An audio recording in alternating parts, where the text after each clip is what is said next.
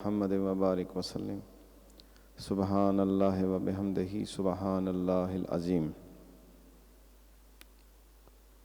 معرفت الہی، محبت الہی پہ گفتگو جاری ہے کہ اللہ تبارک و تعالی جل شانہ سے محبت کیسے کی جاتی ہے، اور جب بندہ اللہ سے محبت کرے تو اللہ تعالیٰ بھی اس سے محبت کرتا ہے۔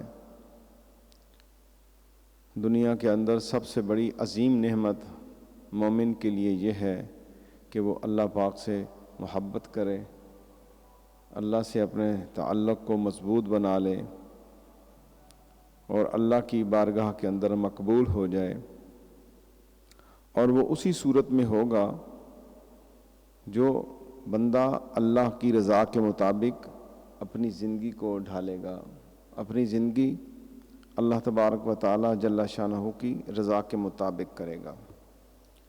تو آج محبت الہی سے پہلے ایک حدیث قدسی آپ کے سامنے میں نے ابھی پڑھنی ہے، اس کا مفہوم بیان کرنا ہے کہ اللہ تعالیٰ کے قابل رشک دوست کون ہیں، اللہ تعالیٰ کے پسندیدہ بندے کون سے ہیں، پھر اسی کی بنیاد کے اوپر آج کا موضوع آگے لے کے چلیں گے۔ تو آج کے اس خطاب کے اندر سب سے پہلے جو آپ کے سامنے بیان کرنے جا رہا ہوں یہ حدیث قدسی ہے، اور حدیث قدسی وہ ہے جسے حضور نبی کریم صلی اللہ علیہ وسلم نے اللہ کی طرف سے بیان کیا ہو۔ حضور نبی اکرم صلی اللہ تعالی علیہ وسلم نے فرمایا، اللہ جل شانہ فرماتا ہے، میرے نزدیک سب سے قابل رشک دوست وہ مومن ہے، نمبر 1 جو کم ملکیت رکھتا ہو، یعنی مال دولت کم رکھتا ہو۔ اللہ کو اب دوستی کے تقاضے بتائے جا رہے ہیں، اللہ کیا تقاضا کر رہا ہے بندے سے۔ اس میں پہلی جو مومن کی تعریف کی ہے جو اللہ سے محبت کرتا ہے کہ اللہ تعالیٰ فرما رہا ہے میرا سب سے قابل رشک دوست وہ مومن ہے جو کم ملکیت رکھتا ہو، یعنی مال و زر اس کے پاس نہ ہو۔ دوسرا، نماز پڑھنا اسے اچھا لگتا ہو، یعنی اسے خوبصورت لگے، مشغلہ ہو نماز پڑھنا، دل لگتا ہو نماز کے اندر۔ نمبر 3، اس نے اپنے رب کی بہترین عبادت کی، بہت اچھی عبادت کرتا ہو، اللہ کی بڑے خشوع و خضوع کے ساتھ عبادت کرتا ہو۔ نمبر 4 ہے ظاہر اور پوشیدہ اسی کی اطاعت کی ہو، ظاہر میں بھی، بندوں کے سامنے بھی اور تنہائی کے اندر بھی اللہ تبارک و تعالی جل شانہ کی اطاعت کی ہو۔ وہ عام لوگوں میں غیر مطلوب ہو، 5 نمبر، لوگوں میں اس کا چرچا بھی نہ ہو، غیر مطلوب ہو کہ اس کی طرف اشارہ تک نہ کیا جا سکے۔ نمبر 6، اس کا رزق بھی بقدر ضرورت ہو۔ یہ ساری چیزیں ہونے کے بعد پھر کیا ہے کہ وہ صبر کرنے والا ہو، اس پر وہ صابر ہو۔ یہ چیز ارشاد کرنے کے بعد آقا نبی کریم صلی اللہ علیہ وسلم نے اپنا ہاتھ زمین پہ مارا اور فرمایا جلد ہی اس کی موت واقعہ ہوئی، یعنی اب اپنی عمر پوری کر کے وہ فوت ہو گیا۔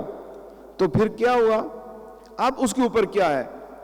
اب 2 چیزیں اس مومن کی جو اللہ سے محبت کرتا ہے اور اللہ اس سے محبت کرتا ہے، 2 چیزیں مرنے کے بعد ظاہر ہوں گی۔ نمبر 1 کہ بہت ہی تھوڑے اس پر رونے والے ہوں، اور نمبر 2 اس کا ترکہ بہت کم ہو۔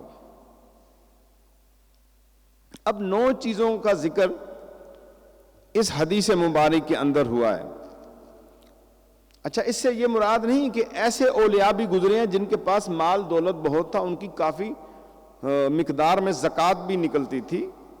حضور غوث اعظم رضی اللہ تعالیٰ عنہ کے پاس ایک زمانہ تھا کہ آپ جنگل میں گھاس کھایا کرتے تھے، کھانے پینے کو کچھ نہیں تھا، لیکن ایک وقت آیا کہ آپ جو ہے مسند خلافت پہ جب بیٹھے تو اس وقت ایک کمال درجے کی اللہ نے آپ کو دولت بھی عطا کی تھی. یہ ایک درجے ہیں اولیاء کے, ان درجوں میں سے ایک درجے کی آج میں بات کر رہا ہوں. یہ اس کو کسی ایک چیز کے اوپر آپ نے نہیں سمجھ لینا کہ واقعی ایسے بندے ہوں گے. بہت سے اولیاء ہیں جنہیں نشان والا بنایا اللہ نے, ان کا ذکر ہوا ہے, پرچار ہوا ہے, لوگوں میں شناخت ہوئی ہے, کیونکہ اللہ نے اپنا علم اور اپنے محبوب کی وہ باتیں جو ہے پھیلانی ہیں, تو وہ اس درجے کے اندر وہ لوگ کام کر رہے ہوں گے, اس طرح ان کی پہچان ہوگی. لیکن ولایت کے حوالے سے وہ پھر بھی لوگ اسے نہیں سمجھ رہے ہوں گے. بہت سے لوگ اس کو ایک یہی سمجھیں گے کہ بھائی یہ ٹھیک ہے, امر بالمعروف و نہی عن المنکر کا کام کرتا ہے, اس کے علاوہ جو ہے اس کا کوئی کام نہیں. لوگ پھر بھی اس کو نہیں سمجھ رکھے. بہت کم لوگ اسے جانتے ہوں گے کہ اس کا باطنی ترقی کتنی ہے, یہ باطنی پرواز اس کی کتنی ہے, یہ اللہ سے کتنا قریب ہے, یہ بہت کم لوگ اسے جانتے ہوں گے. اسے عام نظر کے اندر لوگ دیکھ رہے ہوں گے. لیکن یہ وہ لوگ ہیں جو ولایت کے بلند ترین درجے کے اوپر آراستہ ہوتے ہیں. اللہ کے محبوبوں میں سے بہترین لوگ, اللہ کے چنے ہوئے لوگوں میں سے بہترین چنے ہوئے لوگ, ان سے اوپر جو درجہ ہے پھر وہ ولایت میں درجہ نہیں ہے, ان سے اوپر تو پھر نبی اور رسول ہیں. ولی کوئی بھی ہے, چاہے وہ کسی بھی درجے میں ہے, وہ کسی نبی کے درجے میں نہیں پہنچتا. نبوت اور رسالت کا مقام بہت بلند و بالا ہے, یہ اس سے نیچے نیچے کی بات ہو رہی ہے. اور اس مقام پہ جو بندہ پہنچتا ہے اور جو اللہ تعالیٰ فرماتا ہے کہ ایسا دوست مومن جس کے اندر یہ 9 چیزیں پائی جائیں وہ مجھے بڑا پسند ہے, اس مقام پہ جو ولایت میں بندہ پہنچتا ہے اسے مقام قربت کہتے ہیں, کہ یعنی وہ اب مقام قربت پہ فائز ہے. تو یہ ایک بڑا اعلیٰ درجہ ہے. قرآن مجید میں اس کے متعلق جو آیت ہے حور مقصورات فی الخیام, یہ ایک آیت ہے, یہ ان لوگوں کے لیے یہ آیت کا نزول ہوا ہے. مقام قربت پہ جو لوگ ہیں ان کے لیے اس آیت کا نزول ہے. ایسے لوگوں کو یہ نعمت ملے گی جنت کے اندر. اور دنیا میں یہ لوگ جو اللہ کے پسندیدہ ہیں, اللہ سے محبت کرنے والے ہیں, انہیں کسی کرامت کی وجہ سے نہیں جانا پہچانا جاتا, ان کی تعظیم نہیں کی جاتی. عرف عام میں یہ لوگ کسی اچھائی سے نہیں پہچانے جاتے, اور نہ ہی ان سے کوئی برائی ظاہر ہوتی ہے ایسے لوگوں سے. لہذا دنیا اور دنیا داروں میں یہ پوشیدہ نیک اور امانت دار لوگ ہیں. انہی کے بارے میں حضور نبی کریم صلی اللہ تعالی وسلم نے بتایا کہ رب تعالیٰ نے یہ فرمایا ہے کہ میرے نزدیک میرا سب سے قابل رشک دوست وہ مومن ہے جو کم ملکیت رکھتا ہے, نماز سے خوش ہے, اور دیگر جتنی بھی چیزیں میں نے آپ کو اوپر بیان کی ہیں اس کا تذکرہ اس حدیث کے اندر. کم ملکیت والا اللہ کا دوست اور مقبول بندہ ہے. آئے ہم دیکھیں, اگر ہم اللہ کی محبت کو تلاش کر رہے ہیں, اس راہ پہ نکلے ہوئے ہیں, ان 9 چیزوں کے اندر اپنا وزن کر لیتے ہیں, تولتے ہیں اپنے آپ کو ہم کہاں پہ کھڑے ہیں, اللہ کی محبت کا دعویٰ بھی کرتے ہیں, تو پھر ہمیں اللہ کی محبت ملنی ہے تو پھر ان 9 چیزوں کو چننا پڑے گا اپنے لیے. میرے دوستو, اللہ تعالیٰ کی محبت کے اصول و ضوابط بہت ہیں.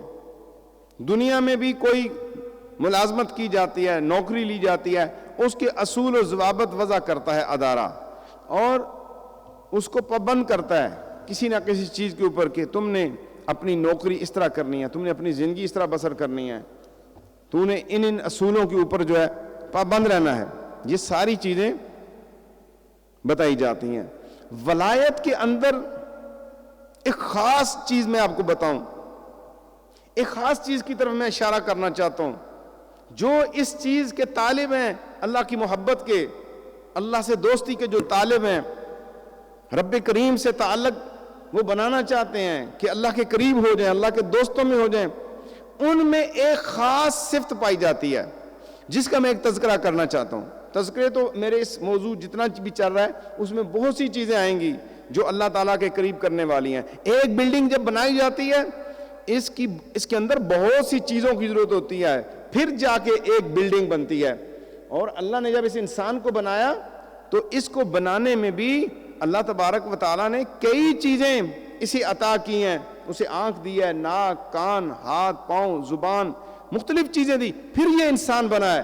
اسی طرح اللہ کی محبت میں کامل و اکمل بننے کے لیے بھی اسے مختلف لوازمات اسے چاہیے, اور اصول و ضوابط کے اوپر اسے کاربند رہنا پڑے گا, اور اسے اپنے آپ کے اندر نکھار پیدا کرنے پڑے گا.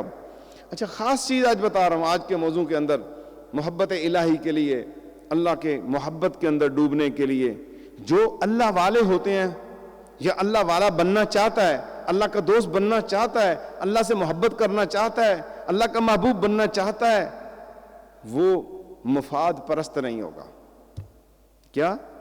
مفاد پرست. یہ خاص لفظ میں نے بولا ہے یہاں پر, کیونکہ اس کے اندر مفاد, جس بندے کے اندر مفاد پرست ہوتا ہے, اور وہ جب اپنی غرض کے لیے جو ہے وہ کوئی کام کرتا ہے, یا اپنے مطلب کے لیے, اپنے غرض کے لیے وہ لوگوں کے ساتھ تعلق کو بناتا ہے, تو پھر وہ اس مقام پر نہیں پہنچ سکتا. سب سے پہلے اپنے اندر سے مفاد پرستی, اپنی ذات کے لیے سوچتا ہے, دوسرے کے لیے نہیں. اس کا آسان مطلب یہ بتاؤں, وہ اپنے لیے سوچتا ہے, دوسرے کے لیے نہیں سوچتا, بلکہ دوسرے کا تو نقصان ہی کر جاتا ہے اگر موقع اسے مل جائے. تو مفاد پرستی سے بچنا ہے. میں ایک واقعہ یہاں پہ آپ کو عرض کرتا ہوں. ایک بادشاہ تھا کسی زمانے کے اندر, وہ کسی انتہائی موذی مرض میں مبتلا ہو گیا, بہت علاج کروائے, اس سے کوئی فائدہ نہیں ہو رہا تھا. اور اس وقت یونانی جو حکما تھے, یونانی اتباع جو تھے, ان کا ایک نام اور چرچا تھا. انہوں نے وہ ایک ٹیم پوری یونان کے حکما کی جو ہے, اتباع کی جو ہے, ان کو بلایا, اور انہوں نے بیٹھ کے فیصلہ کیا, اس کی تشخیص کی, اور اس کو پورا میڈیکل چیک اپ کیا, اور اس فیصلے پر پہنچے کہ جو بادشاہ کو بیماری ہے اس کا اب علاج کہیں بھی نہیں ہے. یہ اس کے لیے کوئی دوائی اب نہیں ہے کہ کوئی دوائی تیار کی جائے, سوائے اس بات کے کہ بادشاہ اس شخص کا پتا کھائے جس کے اندر یہ چند خاص صفات ہوں. وہ انہوں نے بادشاہ کو بتائیں. ایک ایسا انسان چاہیے جس میں یہ کوالٹی ہو اس کے جسم کے اندر, وہ جوان بھی ہو, اس کا خون تازہ بھی ہو, اسے کوئی بیماری بھی نہ ہو. اس کا پتا نکال کے وہ جو ہے بادشاہ کو ایک خاص ترتیب سے تیار کر کے دیا جائے تو بادشاہ بچ سکتا ہے, اس کے بغیر تو کوئی نہیں صورت. تو اب ظاہر ہے اس زمانے کے اندر پتا جب نکالنا ہے, اتنی ترقی یافتہ اس طرح کا تو نہیں تھا کہ آپریشن بھی کیا جائے اور بند بھی کر دیا جائے. تو اب اس کا پتا نکالنے کے لیے ظاہر ہے اسے موت کی وادی میں لے کے جانا پڑے گا. تلاش کے بعد ایسی صفات کا ایک کسی ذمہ-دار کا لڑکا ہاتھ میں لگ گیا, اس میں یہ ساری صفتیں پائی جاتی تھیں, صحت مند بھی تھا, خوبصورت بھی تھا, اس کے اندر بیماری بھی نہیں تھی.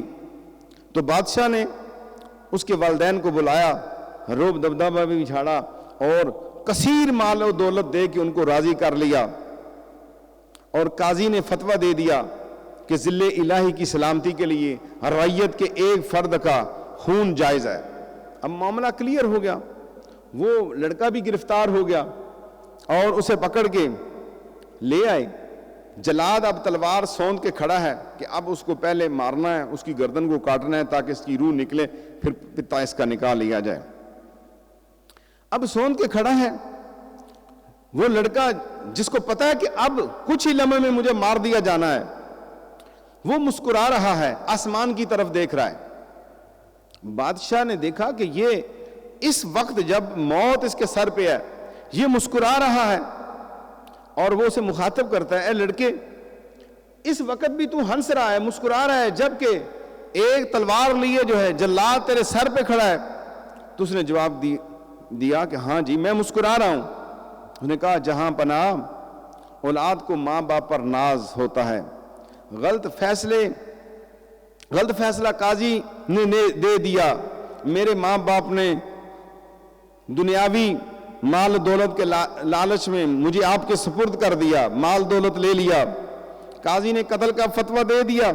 حضور کو اپنی سلامتی بھی میری ہلاکت میں نظر آئی کہ آپ کی زندگی میری ہلاکت سے ہے, لہٰذا اب میرے پاس کوئی چارہ نہیں ہے، کوئی بچنے کا ذریعہ نہیں ہے سوائے اللہ کی ذات کے، سوائے اللہ کی ذات کے کوئی پناہ گاہ نظر نہیں آتی کہ میں کس طرف دیکھوں، تو پھر میں تو اللہ ہی کی طرف دیکھ رہا ہوں۔ اے بادشاہ تیرے خلاف میں کس سے فریاد کروں؟ قاضی نے بھی فیصلہ دے دیا، ماں باپ نے بھی تیرے حوالے کر دیا، اب تلوار لیے بندہ بھی میرے سر پہ کھڑا ہے، میں اے جہان پناہ تو بادشاہ ہے، میں اپنے خیالوں کے اندر سب سے بڑے بادشاہ کی طرف متوجہ ہوں، میں مسکرا رہا ہوں کہ اے بادشاہ تیری تقدیر نے مجھے یہاں پہ کھڑا کر دیا ہے، بس دلوں میں اپنے دل کے اندر اپنے مالک کو پکار رہا ہوں، اس پہ تو کوئی پابندی نہیں۔ دیکھیں انسان اس حالت میں بھی اللہ کو پکارے تو اسباب نکل آتے ہیں، جبکہ اب آگے بچنے کی امید نہیں۔ اس بادشاہ نے اس بچے کی باتیں سنی، نوجوان کی، تو اس کی آنکھوں میں آنسو آ گئے، کہنے لگا میں بھی صاحب اولاد ہوں، ایک بے گناہ معصوم کا خون بہانے سے تو بہتر ہے کہ میں مر ہی جاؤں۔ لہذا اس نے لڑکے کو پیار سے گلے لگایا، سر اور آنکھوں کو چوما، بے شمار دولت دے کر آزاد کر دیا اور کہا تیرا اتنا مالک پہ بھروسہ ہے تو پھر میرا بھی اس رب پہ بھروسہ ہے، لہذا میں تجھے مار کے شفا لینا نہیں چاہتا۔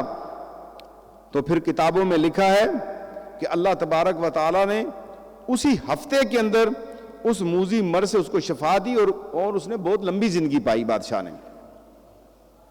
اب یہاں پر جو میں بات کرنا چاہتا ہوں، یہ بات آپ کے سامنے جو بیان کی ہے، دو چیزیں ہیں۔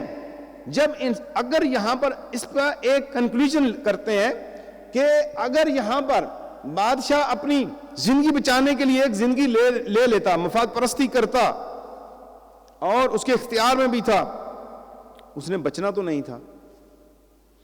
اب دوسری طرف جاتے ہیں، اس لڑکے کو دیکھیں، اس کا بھروسہ اللہ پہ کتنا ہے۔ یقیناً وہ اللہ سے محبت کرنے والا تھا، اللہ کو صفات اور ذات سے جاننے والا تھا، اسے یہ پتا تھا کہ سب بادشاہوں سے بڑا بادشاہ اللہ ہے، دنیاوی بادشاہ اس کے سامنے کچھ نہیں۔ اب دنیا کا بادشاہ اس کے سامنے کھڑا ہے اور دنیا کے بادشاہ کے سامنے اس نے بے دریغ اور بغیر ڈر کے اپنے رب کی صفت بیان کی ہے، اپنے رب کی شان بیان کی ہے کہ میں سب سے بڑے بادشاہ کی طرف متوجہ ہوں، اب وہی مجھے بچانے والا ہے۔ یہ اس کا توکل اور بھروسہ تھا۔ اب یہاں پر ہم اگر محبت الہی کو اس واقعہ کی روشنی میں دیکھیں، اس بچے کا، اس نوجوان کا کمال درجے کی محبت تھی، کمال درجے کی محبت تھی مالک سے، ایسی محبت تھی کہ اس نے اس محبت کا تقاضا جو تھا، اس محبت کا تقاضا اب اسے اصرار کرانے پہ مجبور ہو گیا کہ مالک میں تو تجھے ہمیشہ اسی طرح پاتا تھا کہ تو میرا ہے اور میں تیرا ہوں، اب میرے ارد گرد دشمن کھڑے ہیں اور بچانے والا صرف تو ہے۔